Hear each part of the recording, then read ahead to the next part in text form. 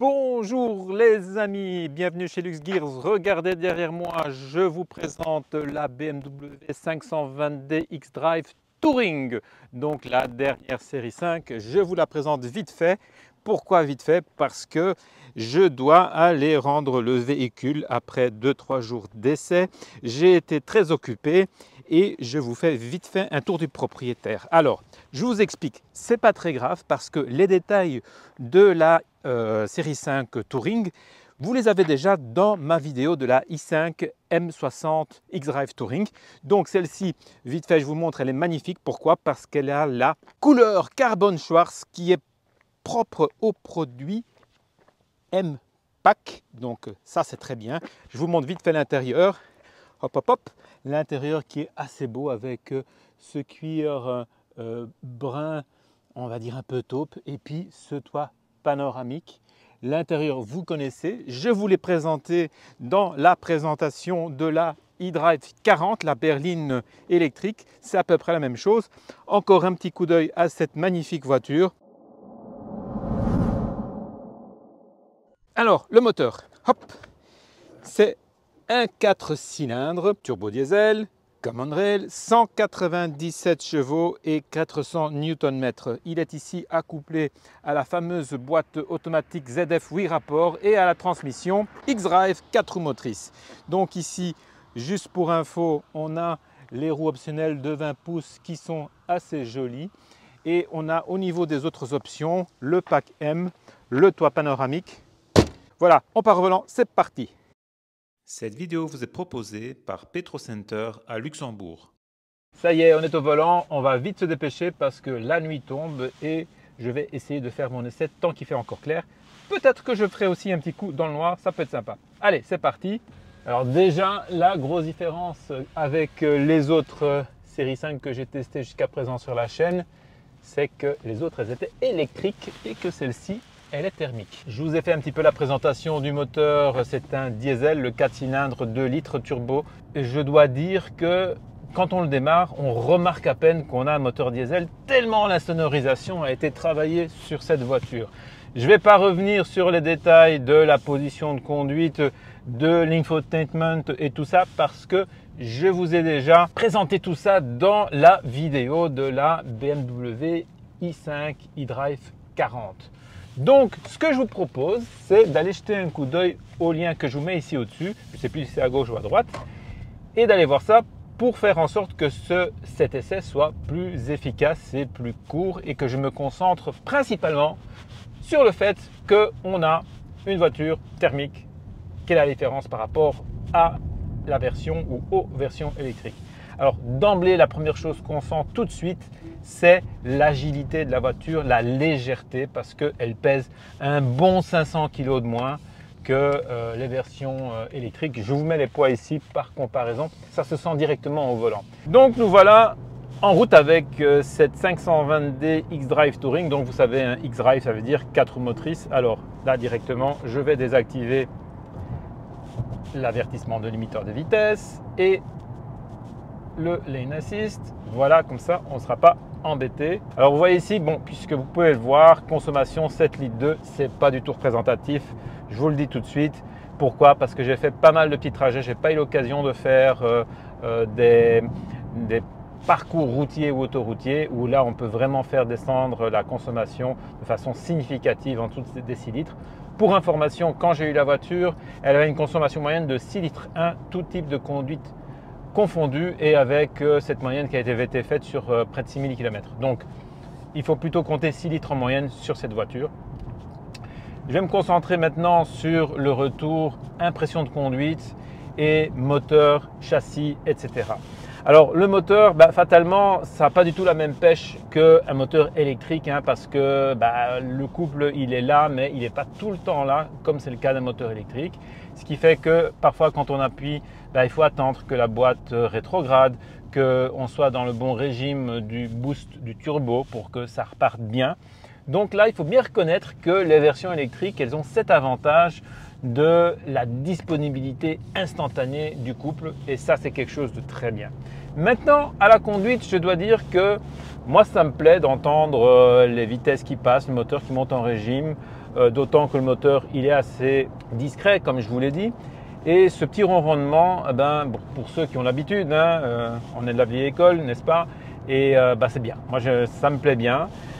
Et l'autre chose qui me plaît bien aussi au volant de cette voiture, comme je vous ai dit, c'est son dynamisme de châssis parce qu'elle est légère, elle est agile comparativement aux versions électriques, on s'entend, parce que bon, c'est quand même une voiture qui fait pas loin de 2 tonnes. Je vous le mets le poids en description. Honnêtement, j'ai pas été regardé, mais au feeling comme ça, moi je dirais 1800-1900 kg. On pourrait même descendre un peu plus bas si on prenait la version 2 roues motrices. Mais c'est déjà pas mal, je trouve que c'est bien. Alors, l'autre différence avec la version électrique, c'est qu'on a une boîte de vitesses, fatalement. Alors, soit on la laisse fonctionner comme elle veut et à ce moment-là, sa réactivité va dépendre du mode dans lequel on est. Là, je suis dans le mode efficient. Allez, on va changer de mode. On va se mettre en mode sport pour qu'elle soit un peu plus dynamique. Directement, le régime moteur augmenté. Donc, c'est assez réactif. Je dois dire, ça marche pas mal. Mais on n'a pas le coup de pied aux fesses de l'électrique. Donc, voilà, c'est une voiture, je dirais, pour faire du kilomètre.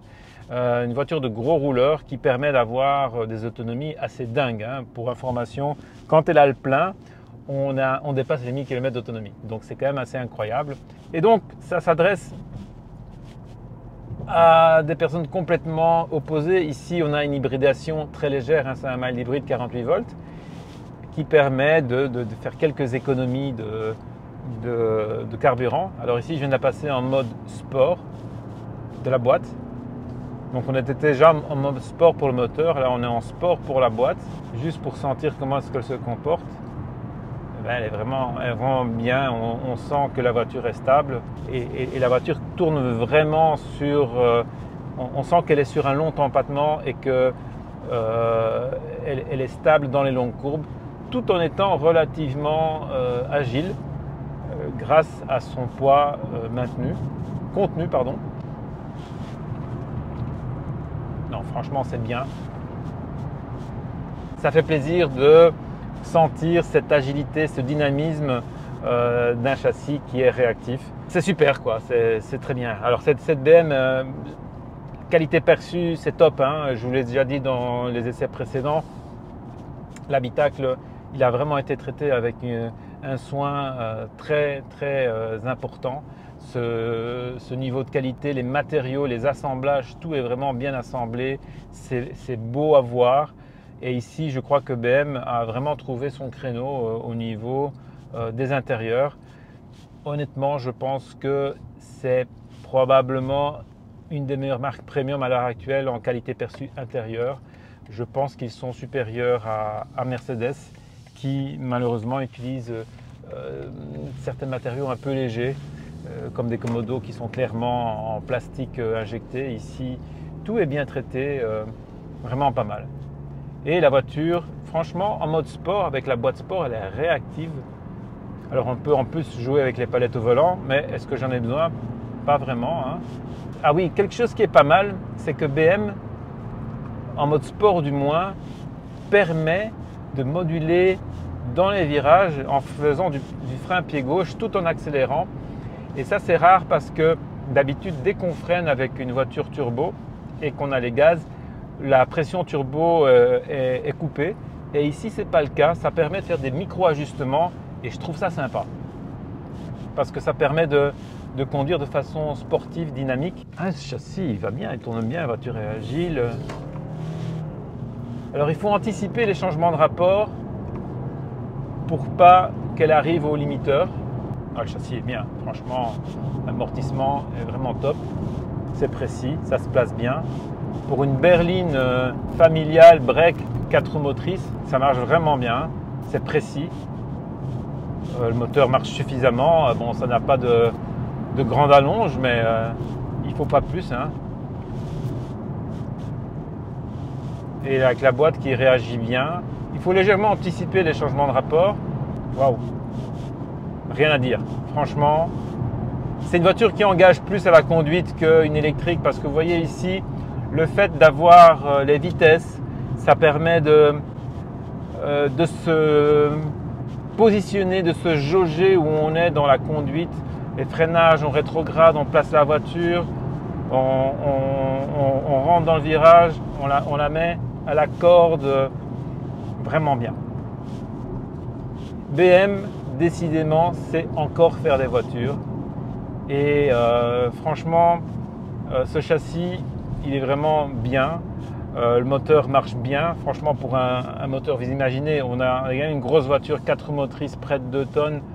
On a un 2 litres turbo diesel de 200 chevaux presque et 400 newtons. Et ça suffit amplement. On peut se faire plaisir. Et c'est ça le secret en fait.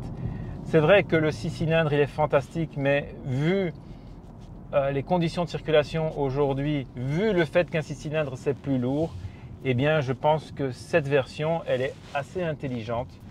Un 2 litres 4 cylindres avec cette puissance-ci, c'est suffisant.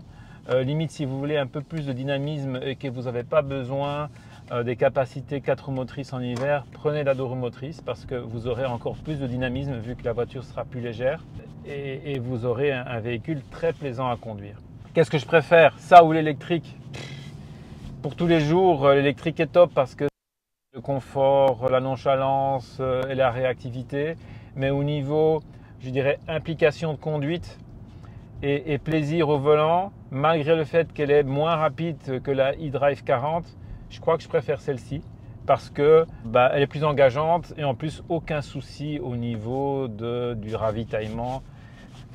Regardez, on a 1000 km d'autonomie, si on fait de l'autoroute, bon, c'est sûr qu'on doit s'arrêter avant, mais on ne doit pas s'embêter à réfléchir quand est-ce qu'on va faire le plein, quoi. Donc voilà, je trouve que c'est bien que BM continue à proposer une large gamme de motorisation pour que tout le monde y trouve son compte. Ils ont de l'électrique, ils ont de plug-in hybride, ils ont du thermique essence et du thermique diesel. Bientôt, il y aura l'hydrogène qui arrivera avec le fameux X5 hydrogène. Donc bravo BM, vous faites vraiment du bon boulot. Continuez, il faut proposer à votre clientèle toutes les motorisations pour que cette dernière puisse choisir celle qui convient à son profil d'utilisation. Et là-dessus, je termine cet essai.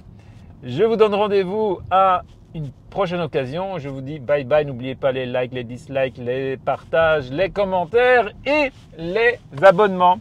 Les amis, ciao ciao.